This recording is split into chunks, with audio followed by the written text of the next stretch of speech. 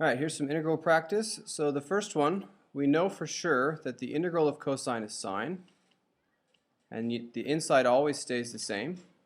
Now when I take the derivative of this one, I get cosine 2x minus 1 times the derivative of the inside, so times a 2. I don't have a 2, I have a 1, so I need to counteract that with a 1/2 to make sure that 2 doesn't happen. All right, the next one, I'm on the second set. Next one, we know this piece is going to be here. Now when I take the derivative of this, I'll get the exact same thing times the derivative of the inside, which is -1. So I would multiply the 2 times the -1, and that needs to be positive 2, so I need to make sure that that's a negative. And that's it for that one.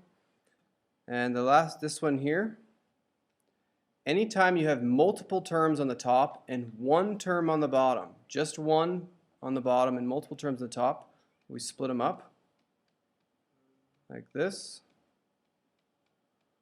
And then simplify, so we get 2 over x minus 1 dx. This is 2 ln x, and then minus x plus c. Fourth one, we know this is going to be here, this x plus 2. That's to the 1/2, so when I add when I add 1 to a half, I get 3/2. So now when I pretend I take the derivative, I'll bring down that 3/2. I need to end up with a 1. So when I bring that down, I need to multiply it by 2/3 plus c.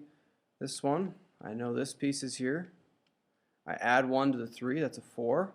Now when I bring the 4 down, I'll have a 4 here, and I'll multiply by the derivative of the inside, so that's another 4, so that's 16.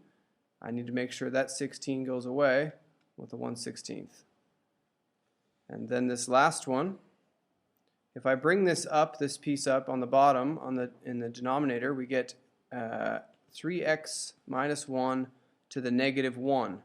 If I add 1 to that -1, that's to the 0. Anytime that happens, we know there's a mistake, because anything to the 0 is 1.